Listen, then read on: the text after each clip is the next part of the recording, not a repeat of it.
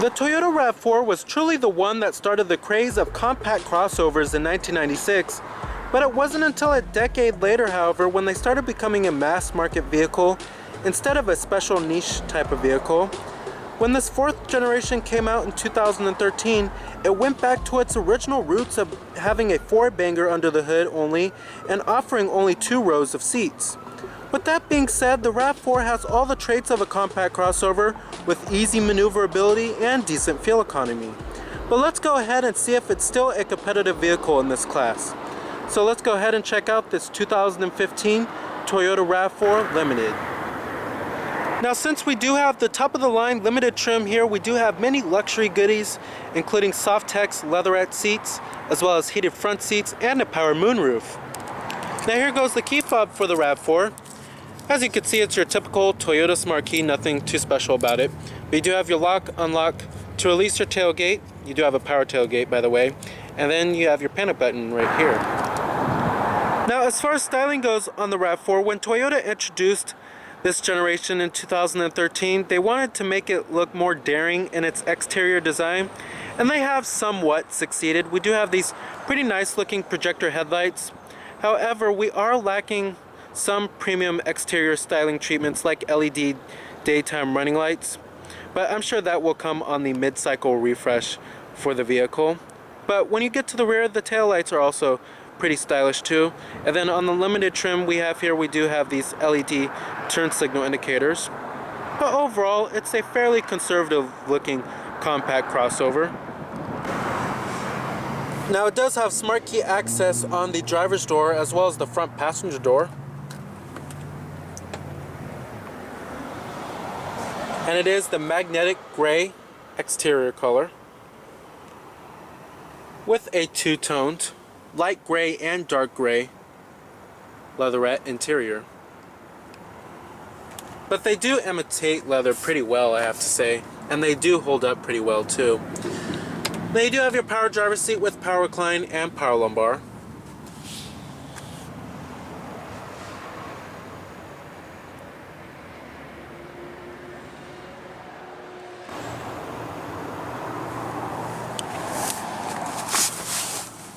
Now, stepping on into the interior of the RAV4, it is fairly stylish. And on every trim of the RAV4 you do get this nice premium stitching. They call it the French stitching. Overall, it does add some flair to the interior styling of the vehicle.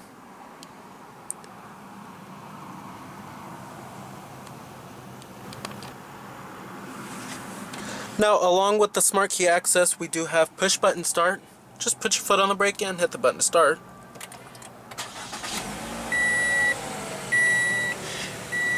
And what you're hearing there is a 2.5 liter 4-cylinder that Toyota loves to use in the Toyota Camry as well as the Scion TC. Leather wrapped steering wheel. This is also pretty much the same steering wheel that you will find in the smaller Toyota Corolla.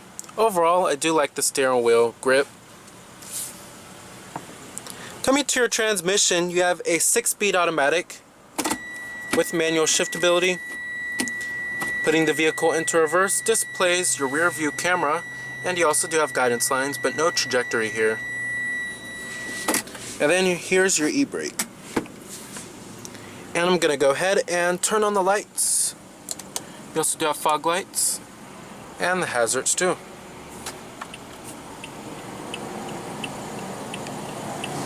Automatic driver's side window. And I'm going to go ahead and pop up the hood and check out the engine bay. Heated exterior mirrors with LED turn signal indicators. Blind spot monitoring is an option.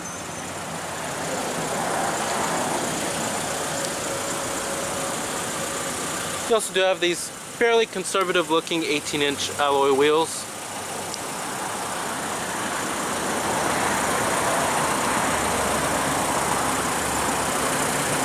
Projector beam halogen headlights with your halogen fog lights.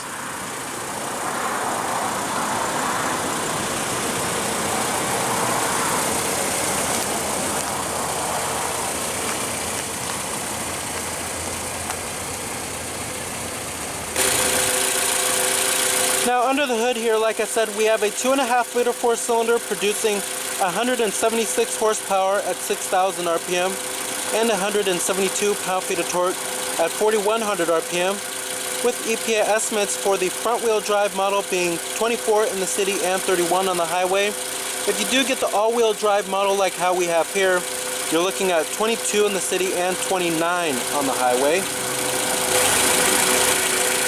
This powertrain delivers an okay amount of power for your daily commute. Acceleration is okay, but it's certainly not best in class. And one gripe I do have is that there's no optional engine available. Many competitors do offer upgraded engines like the Ford Escape as well as the Chevrolet Equinox.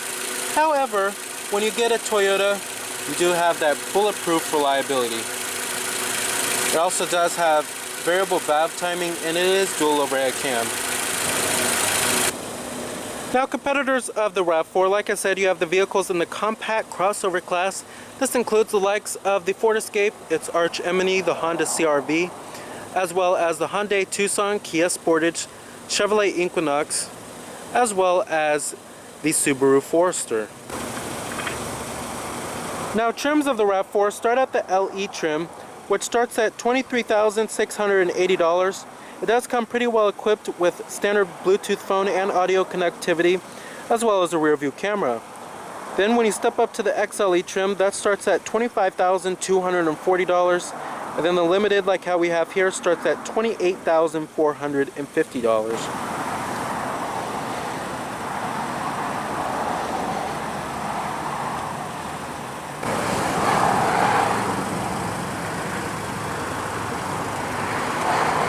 Coming to the rear, you have a rear window defroster and a rear window wiper.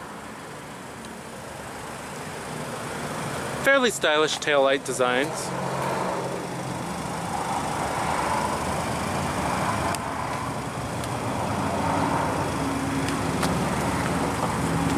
And you also do have an LED third brake light too. Power windows, power door locks, and your power mirrors are right there. And since we do have the limited trim, we do get these memory front seats, chrome interior door handles. Nice soft touch armrest. And let's go ahead and rev it up.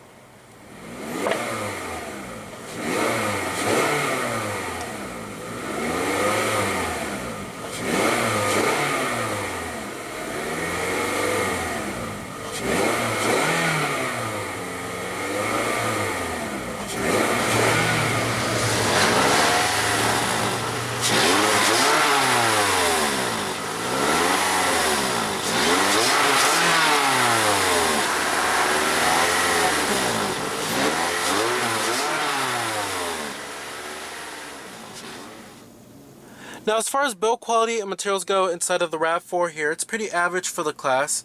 Now, we do have a hard touch upper door panel, hard plastic right here. Mid door panel's nice soft touch, and then the armrest right here too. Up here on the dashboard is all hard touch plastic. Down on this portion right here, this pleather right here, it's nice and stitched at least. Hard touch plastic right here. And then, at least on the center console, it is nice and soft touch too.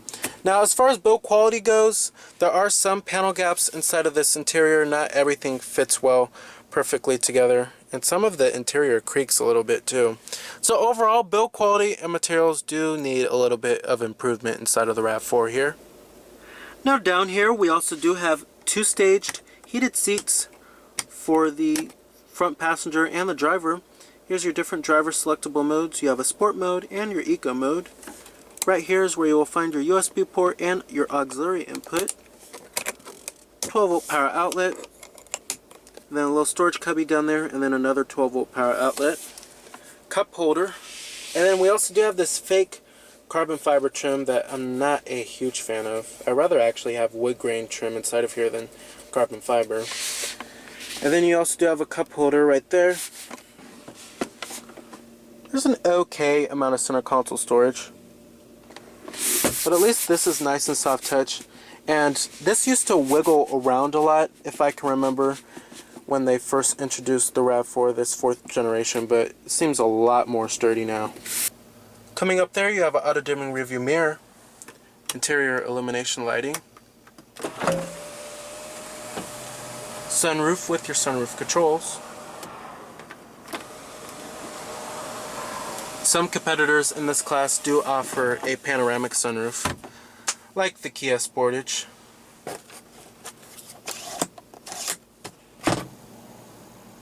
Now, as far as visibility goes inside of the RAV4 here, it is okay. There's a decent amount of side glass area, but when you get to rearward visibility, it can be a little bit of a challenge due to a very small rear window, but at least a rear view camera does come standard on the RAV4.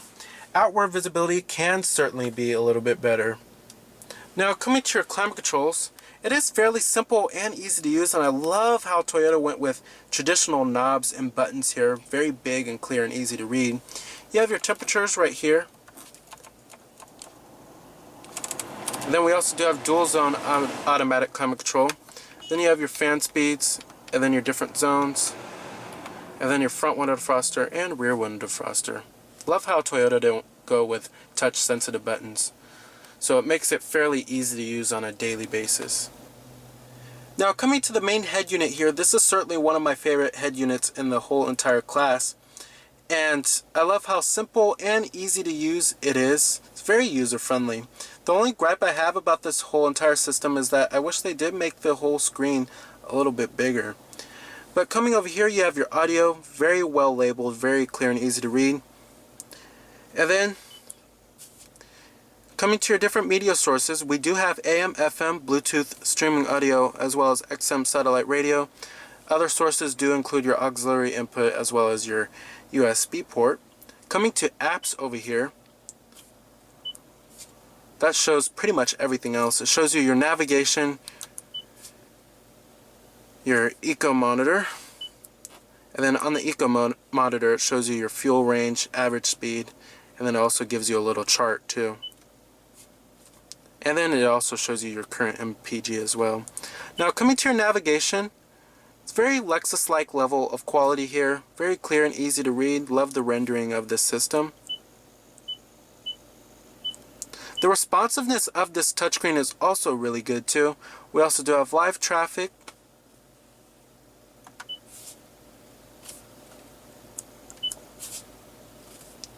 Coming to phone, you can pair up your Bluetooth phone and then have all your contacts on there, of course. Then you have your traffic information. And then setup, you can change many different settings like the home screen, the navigation, display, various amounts of things, or the audio. We also do have live weather on this bad boy too. Shows you the current weather, gives you a weather map as well.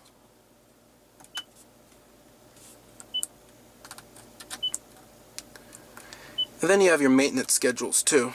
And then you can turn a reminder on or off. So pretty cool there.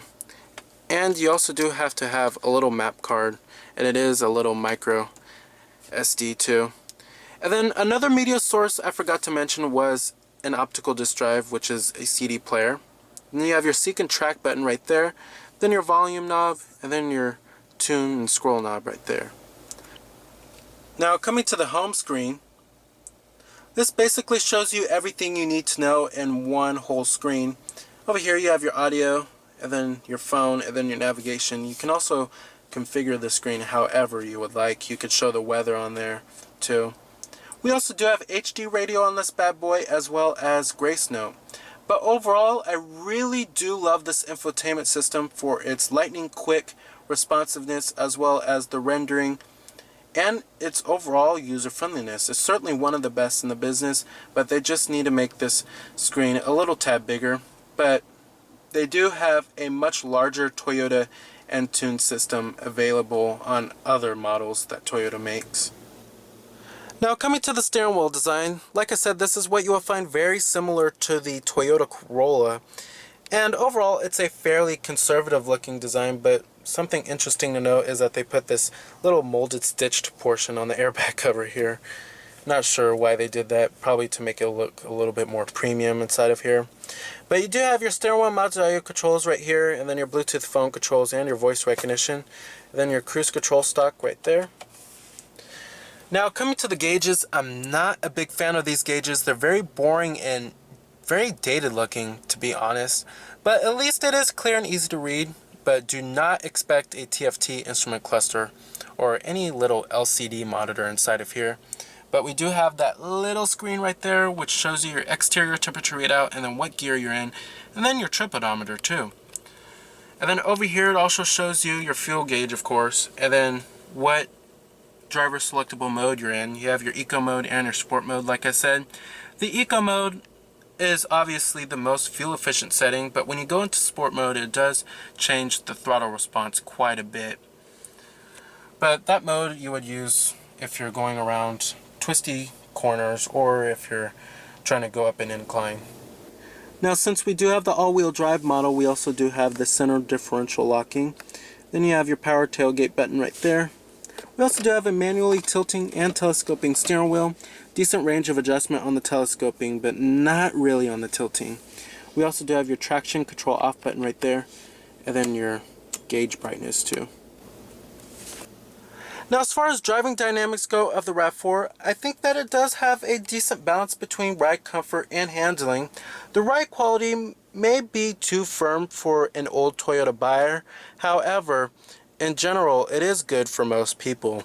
Now, as far as handling goes, the handling is much better than how Toyotas used to be in the past, and it is decently responsive and offers a decent amount of feedback. But if you're looking for even a more entertaining vehicle to drive, I suggest checking out the Mazda CX-5 or the Ford Escape. Those vehicles are pretty fun to drive overall. Now, with that being said, power from the 2.5 liter 4-cylinder, like I said earlier in the video, is good for most people and good for daily commutes, but it's certainly not exhilarating. But I would love to see Toyota put a more powerful upgraded engine in the future in the RAV4. Alright, and let's go ahead and shut it down. Let's go ahead and check out the rest of the vehicle. Now back here, the rear seats do fold down to maximize cargo space. Now one gripe I do have is that the load and floor height is a little bit high. I will show you how to fold down the rear seats in just a second. And we also do have a little cargo cover right here. And we also do have a power tailgate, like I said. The Ford Escape actually offers a hands-free tailgate, but it is a little gimmicky in my opinion. Now build quality and materials do follow through in the rear for the most part back here. Still hard touch on upper door panel, and mid door panel and armrests are nice soft touch. Now these second row seats do recline, and to fold them down just pull the lever all the way up and then push the seats down and they'll come right down. Pretty easy to do. Now sitting back here, it is actually pretty spacious. I have the driver's seat to where my driving position would be at. I'm about 6 foot and I have lots of space back here. And since the second row seats do recline, that's also a plus. Not all vehicles in this class do that. We also do have dual map pockets back here. And a rear armrest with cup holders.